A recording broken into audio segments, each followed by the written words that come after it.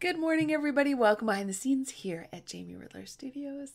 I'm Jamie, and it is Friday. And I'm sorry I wasn't here on Tuesday, but this week has been all Studio Yearbook all the time. This week is our big production week for getting the print copies out into the world. And this season we did something different, which was we opened it beyond 100 copies. In fact, you can have a sense of how many copies we're sending out. This is my receipt copies for each postage. And it has been a learning experience. It's been a learning experience to grow into what the Studio Yearbook wants to be. It is, for those of you who don't know, it is a guided seasonal journal. It is, I have an example here. This is our test copy. It's going to Shannon. This is just a little post-it note I put in there to remind me to give it to Shannon, which I will do today. It's a black and white fill in the blank journal that helps you. One of the things it does, you can see there, is it gives you room for making full moon dream boards. So for the full pink moon, it tells you the date. You do work in it every day. So you come across a date and you're like, oh, full pink moon. The question is, for the full pink moon, what dreams is it time to tend? And then you have some place to journal on that question. What dreams is it time to tend? So you can tune in to your deep heart. And then you have 2 pages to make your dream board. And then also a page to notice what are the things that showed up in your dream board, so that you can have a two-way conversation with your dreams, so that you can also really intuit what your dream board is trying to tell you, as well as what you're trying to tell the universe through your dreams. So we have sold more than ever before, which is amazing. And we have heard over and over and over again since we started last year. In fact, yesterday was the 1-year anniversary of the launch of the Studio Yearbook. So a special shout out and thank you to every single person who has been a part of the Studio Yearbook journey over the past year. And a special shout out to my beta and alpha teams who really helped this project come to life. I've received so many letters from people whose creative lives have been changed by participating in the yearbook, how they have dropped perfectionism, how they have started creating for the first time in years, how they are finally giving themselves permission to do things their own way, how they are finding the joy in collage or in dreaming and dream boards, how they are paying attention in a brand new way to the magic of their everyday lives. Every time I get a letter like that, it recommits me to this process and to growing it too. So this is the growing edge for me. This week we worked so hard to pull together the print copies, and if we are going to grow and grow and grow and reach more and more people with this work, it means that we'll have to find more and more ways to nourish and build strong foundations. Do you have strong foundations for your dreams? What would they look like? What do you feel you would need? What nourishment do you and your dreams need? And remember, you both need something. We have a tendency to just pour all our energy into our dream and forget that we need to sleep or eat or take a break. I am so guilty of that. I share this with you not because I have resolved it, but because it's a constant relearning for me. This week in production mode, it's very easy for me to just keep working, to just want to keep working till it is complete. And my body doesn't always agree. And maybe sometimes I'll notice I'm getting snappy or grumpy, or I'm losing my joy. And that's a sheer sign that something needs to be readjusted, because I'm a firm believer in creating the energy of the project and the energy of the process. So if I want the yearbook to arrive on your doorstep with love and magic and enthusiasm, then every step of the way, I want to approach it with love and magic and enthusiasm. I want to bring that to my printer and the conversations I have with her. I want to bring that to printing the postage. I want to bring that to every aspect, the packing party that my sisters and I are going to do tonight, so these yearbooks can get into the mail early next week. So know the energy that you want your project to be infused with. Be conscious of it, choose it, have intention with it, and then see how that can be a part of the making. So imagining, for example, you wanted to make a magical birthday cake for somebody. You wanted to make the kind of birthday cake that when you brought it out to sing, everybody just lit up with joy. That was its magic, that it would light everybody up with joy. Then while you are making it, how can you be lit up with joy? Do you play some music? Do you make sure you have lots of time so you're not rushed? Do you put on a fancy apron that makes you giggle or laugh or be in delight? How can the energy, that magic, be a part of the whole process? That is the studio way here at Jamie Ridler Studios. It's what we're always working towards. And I just want to go back to this getting grumpy thing, getting snappy thing, that signal that maybe it's time to change something. We are, as Prospero says, the stuff from which dreams are made. And so this is what we must tend to. And when you find yourself being less than who you know you are, being less generous, less kind, less loving, less compassionate, less understanding to yourself as well as to others, take that as a sign that it's time to tend to something in you. That's your job.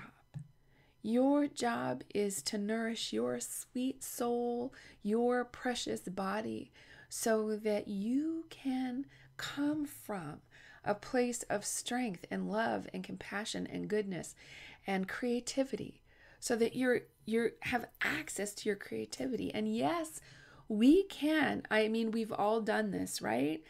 We can pull out the stops. We can find more. We can dig deep and get a project done or get that creative idea going. We can do that because we can doesn't mean we want that to be our norm. Think about what you want your desired norm to be. For me, I want to be nourished. I want to be rested. I want to be clear. I want to be available to my life and to the dreams and creative projects that call to me. And so it's why I root myself in practices, why I pay attention to my journaling, why I move my body, why I eat my vegetables, is so that I am available to my life. What do you want your norm to be? What do you want to be available for? Who do you want to be? How do you want to show up in the world? And what helps you do that? It is normal for us to need. Our hearts, our souls, our bodies tell us that we need something so that we can do something about it. So that we can turn around and say, oh, you're hungry? Let me feed you. Oh, you're sad? Let me listen while you cry. Oh, you're joyful? Let me celebrate with you. It's funny that we seem to think that when we take care of ourselves, when we take time for ourselves, when we nourish ourselves, that somehow we are being selfish. And I know we all have the example of how important it is for us to put on the airline mask for ourselves first before anyone else, so that we're able to. And it's a powerful, powerful example. But I also just want to draw a line, a comparison about, let's say, kindness and compassion. If you think back in your life about times when you have been less than kind, about times that you have been less than compassionate, I bet you if you look at the surrounding circumstances, you will find that you were in need, that you were not well tended, that you were tired or hungry or emotionally spent, that you hadn't gotten what you needed for a long time. We are human and we have needs, and we move as kinder, gentler, more compassionate people in the world when we have tended to our needs. There are many things in life that come up that knock us down, things that are unavoidable, things that are hard. So let's not contribute to that by depriving ourselves of what we need when we are fully capable of giving it to ourselves. So there will be nights when you will get no sleep because life demands that of you. But the other nights, when there is calm, when there is peace, when there is nothing, there is no emergency, let yourself sleep. Do you see where I'm going here? Don't make life harder on you. Life is hard enough. Nourish yourself. Take good care of yourself. Emotionally, spiritually, physically, creatively, so that you are available to your life and so that you can move as the kind, compassionate, good person that I know you are. Let's do that together. Let's be a part of a movement here, a movement of people who are available to bring light and love and brilliance into this world. I know that we can do it. That is what is on my mind this week as I learn to hold more without depletion. It's an interesting journey. Have a great weekend in your studio. Remember, your life is your studio. I'll see you on Tuesday. I feel like I literally heard the big storm arrive today at 8:25 a.m. The wind started to blow and the snow started to come sideways. I'm glad to be inside and amazingly, ironically maybe, packaging up the spring yearbook. The storm is raging outside, but I have my cup of coffee and candlelight, and I'm getting ready to prepare some postcards for the studio yearbook. And I have some wonderful guides cheering me on. I am spending the day in here with some tea and some prep for the studio yearbook. Wow.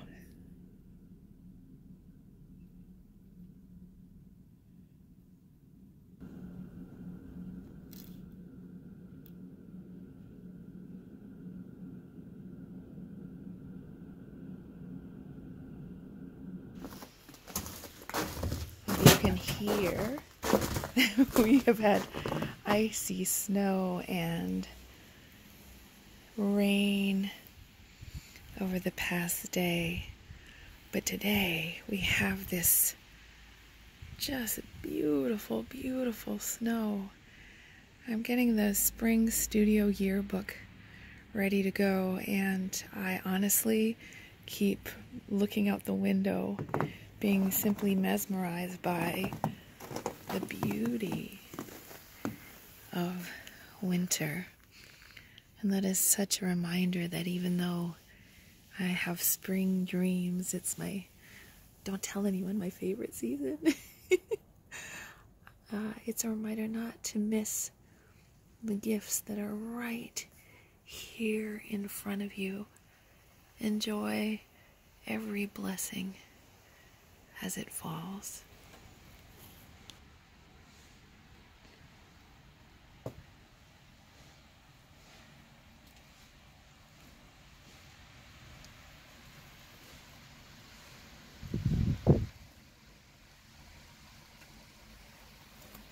Okay, see this tree right here? This is the tree we always look out the studio window. So though it's in fact our neighbor's tree, we are very, very good friends. Look at how the snow came off my feet.